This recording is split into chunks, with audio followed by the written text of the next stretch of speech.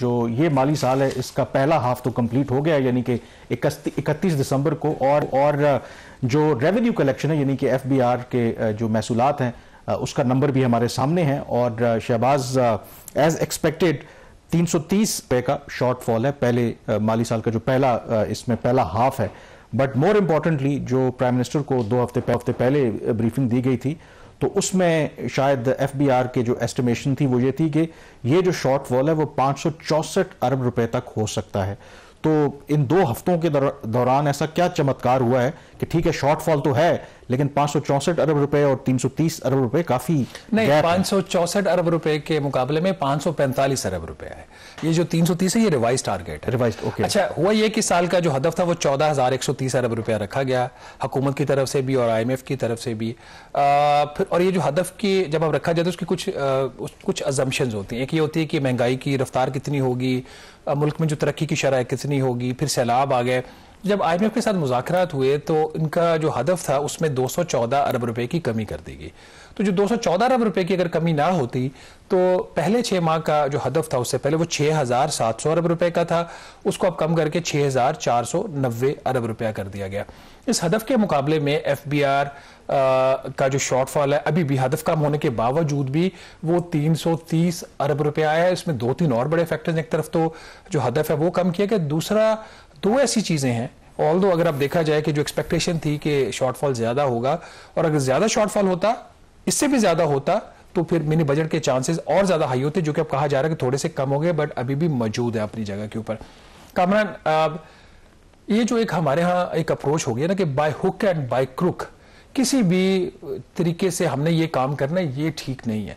निज़ाम की खूबसूरती ये होती है कि लोगों का इसके ऊपर ट्रस्ट होना चाहिए, चाहे वो आपका टैक्सेशन निज़ाम है, चाहे आपका ओवरऑल गवर्नेंस का है, रूल ऑफ लॉ की बात होती है।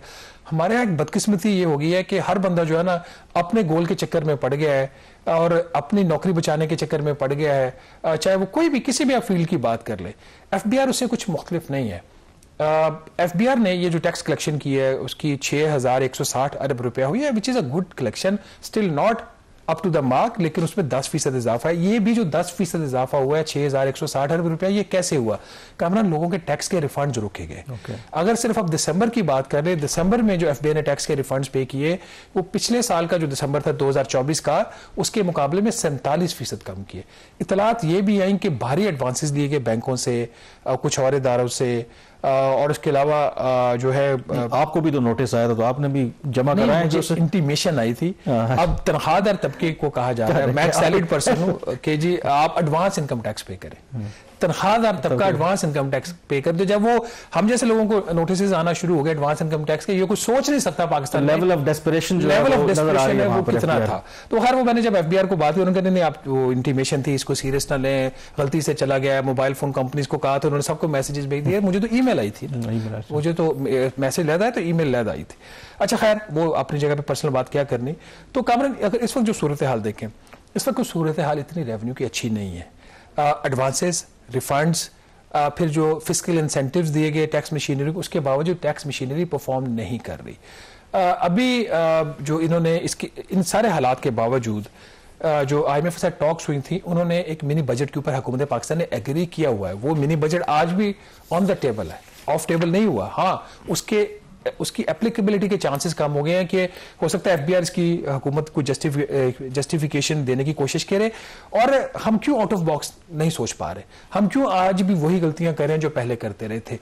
हमने इसके ऊपर बड़ा डिटेल प्रोग्राम भी किया था कि कौन से ऐसे जो इकदाम है, मिनी बजट अगर आता है तो वो एफबीआर लेगा। फेडरल एक्साइज ड्यूटी 16% लगा दो जी, 15% बिस्किट्स के ऊपर, ये कोई मजाक है? ये कोई तरीका है? फर्टिलाइजर और पेस्टिसाइड्स के ऊपर जो ज़राअत के अंदर इनपुट्स हैं उसके ऊपर FED के रेट में आप इजाफा कर दो।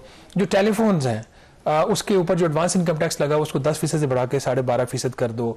फिर आपके मोबाइल फोन हैं इसके ऊपर एडवांस इनकम टैक्स अभी 15% इसको बढ़ा के 17.5% कर दो। सोलर पैनल जो चुपते हैं हुकूमत को, क्योंकि लोग नहीं अब महंगी बिजली अफोर्ड कर सकते।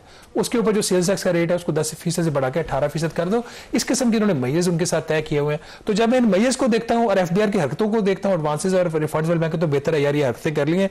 ये तो हर वो जो रेडी वाला भी है जिसके पास फोन है, एक गरीब बंदा है, एक BISP की जो बेनिफिशियरी खातून है, उसके ऊपर भी जाके ये मिनी बजट हिट करेगा। तो हम आउट ऑफ बॉक्स अभी तक सोचने की ना सलाहियत रखते हैं, ना हम इसमें कोई इस पे काम भी करना चाहते हैं कि अगर टैक्स का शॉर्टफॉल आ रहा है, अगर मिनी बजट लाना पड़ेगा, तो फिर आप इस क्लास को क्यों मार रहे हो। ये एक सबसे बड़ा मुझे प्रॉब्लम एफबीआर के अंदर लग रहा है इस वक्त। तो ओवरऑल डू यू थिंक के फिलहाल ज़ाहिर है कि जो गवर्नमेंट है, क्योंकि आमतौर पर कहते यही है कि जो पहला हाफ के मुकाबले में जो लास्ट हाफ होता है तो उसमें शायद एफबीआर की मशीनरी ज्यादा फुर्तियां दिखाती है, ज्यादा वो कोशिश करती है, वो ज्यादा एडवांसेस लेती है, ज्यादा फंड्स रोकती है। अब ये कहना चाह रहे हैं whatever may be the case, के शायद वो होता है ना, जिस तरह हमारे यहाँ एक कल्चर है कि जो कोई भी यूटिलिटी का बिल आपने जमा कराना तो आखिरी तारीखों पे हम ज्यादा जोर देते हैं कि पहले जो काम करने वाले वो नहीं करते। तो इसमें डू यू थिंक कि विदाउट मिनी बजट लाए ये चांसेस हैं कि ये किसी न किसी हद तक ये इस हदफ के करीब पहुंच जाए, या इनको कुछ ना कुछ करना पड़ेगा? मतलब देखिए, आप रूल आउट नहीं कर सकते मिनी बजट को। अब होता ही है कि अनलाइक इन दी पास जब क्वार्टरली रिव्यूज होते थे IMF प्रोग्राम के, तो मिनी बजट एसेंशियल हो जाता। IMF जो है वो आगे चलता ही नहीं था जब तक पीछे मिनी बजट ये लेके नहीं आते थे। इस दफा क्वार्टरली रिव्यूज नहीं है, बाय एनुअल रिव्यूज है, हर 6 माह के बाद रिव्यू होता है। तो बाय द टाइम जब IMF की टीम पाकिस्तान आएगी, वो by end of Feb IMF की टीम दोबारा आ रही है अगले रिव्यू के लिए। वो मुज़ाकरत करते करते 15 मार्च हो जाएंगे, बात करते करते वो स्टाफ लेवल एग्रीमेंट करते, बोर्ड के अप्रूवल करते हुए वो 15 अप्रैल के आसपास बात चली जाएगी। फिर गवर्नमेंट के अब तो नया बजट आ रहा है तो उसमें हम कवर कर लेंगे, अब कुछ नहीं हो सकता। एक और जो पॉसिबिलिटी जिसके ज्यादा चांसेस हैं वो ये है कि जो तरक्याती बजट है उसके ऊपर गहरा कट लगेगा। अभी भी एफबीआर की तो परफॉर्मेंस अभी भी इतनी अच्छी नहीं है, 330 अरब रुपए का डाउनवर्ड टारगेट के अगेंस्ट शॉर्टफॉल है। वजारत खजाना पैसा जारी नहीं कर रही प्लानिंग कमीशन को तरक्याती बजट के लिए। हार्डली कुछ 90 अरब रुपया इन्होंने खर्च किया कुछ 5.5 माह में। तो उधर से कटौती जो 1000 अरब है उसमें मैसिव कुछ 300 अरब रुपए के आसपास ये कटौती लगाने की कोशिश करेंगे। लेकिन हुकूमतें जो अपने अखराजात कम नहीं करेंगी, अपनी जो शाह खर्चियां हैं वो कम नहीं करेंगी, तरक्याती बजट कम कर देंगे। क्योंकि आपके पास दो ही रास्ते हैं ना, या तो आप अपने महसूलात इतने बढ़ा दें कि आप अखराजात पूरे कर लें, और अगर वो नहीं हो पा रहे तो फिर जो कहते हैं ना चादर देखकर पांव फैलाएं, तो जो आपकी हुकूमत की शाह खर्ची हैं उसको कंट्रोल करें। कामरान, ऑप्शन यही आपके जो इसकी पूल ड्यूटी के नाम पे जो गाड़ियां खरीदी जा रही है ना, नई गाड़ियां खरीदी गई हैं वजारतों के अंदर, वफाकी वजारतों के अंदर गाड़ियां नहीं खरीदी जा रही हैं।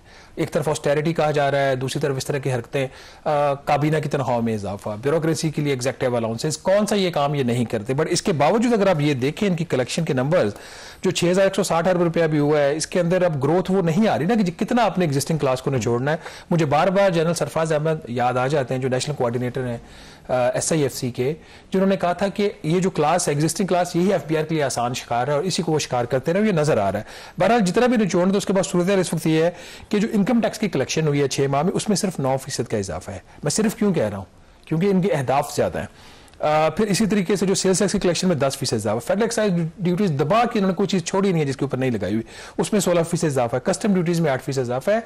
तो काफी एक टफ सिचुएशन है। बट एक और जो इंटरेस्टिंग नंबर आप बताते चले, जो इनका महीने का जो हदफ था वो 1445 अरब डाउनवर्ड रिवाइज था, एक्चुअल तो 1560 अरब रुपया था। अच्छा, वो भी हासिल नहीं हो रहा था, 1445 भी हासिल नहीं था। कामरान, आखिरी दिन आपको पता है कितना पैसा इकट्ठा हुआ है? टोटल 1425 अरब रुपया इस दिसंबर में इकट्ठा किया। आखिरी दिन पता है कितने पैसे इकट्ठे कितने किए? गैस करें, अगर पूरे महीने का हदफ है 1425 अरब तो कितना हो सकता है एक दिन के अंदर? नहीं, मुझे तो मैं क्या गैस कर सकता हूँ, अरबों की गेम है। तो 391 अरब रुपया एक दिन में एफबीआर ने लिया है। तो ये कैसे चमत्कार हुआ है कि एक पूरे महीने का टारगेट और दूसरी तरफ 391 अरब रुपए एक दिन के एक दिन में? तो क्या ये कोई एफबीआर ने कोई मशीन तो नहीं लगाई नोट छापने वाली? ये रिफ्लेक्ट करता है कि एडवांसेस होंगे, एडवांसेस पकड़े होंगे। अब इस 391 के अंदर भी जो इनकम टैक्स है वो 309 है, सेल्स टैक्स 53 अरब रुपया है। और अगर ये नॉर्मल ट्रेजेक्टरी रहती तो फिर तो शॉर्टफॉल बहुत ज्यादा होता, बहुत मैसिव होता है ना। अगर ये मिनते ना करते, बाजू ना मरोड़ते तो फिर तो और ज्यादा शॉर्टफॉल होता है। तो कोई अच्छी सूरत हाल नहीं है। चले देखते हैं फिर भी इस पे, अगर बिनी बजट से बचे तो फिर हम इनको अप्रिशिएट इनको करना पड़ेगा, इस पे नजर रखेंगे। बहरहाल देखते हैं आगे क्या होता है। यहाँ पे ब्रेक लेंगे, ब्रेक के बाद जिक्र करें फॉरेन पॉलिसी से मुतालिक, और ढाका में पाकिस्तान और जो भारत के सीनियर ऑफिशियल्स हैं उनके दरमियान जो मुसाफा हुआ है उसको लेकर के भी बहुत ज्यादा बातचीत हो रही है। और फिर कशीदगी के बावजूद जो पाकिस्तान और भारत के दरमियान खास करके मई में जो जंग हुई थी 4 रोजा, उसके बावजूद कौन से अहम जो एतमाद साजी के इकदामात हैं उस पर दोनों हुकूमतों ने अमल दरामद किया है। ब्रेक के बाद इस पर बात करेंगे।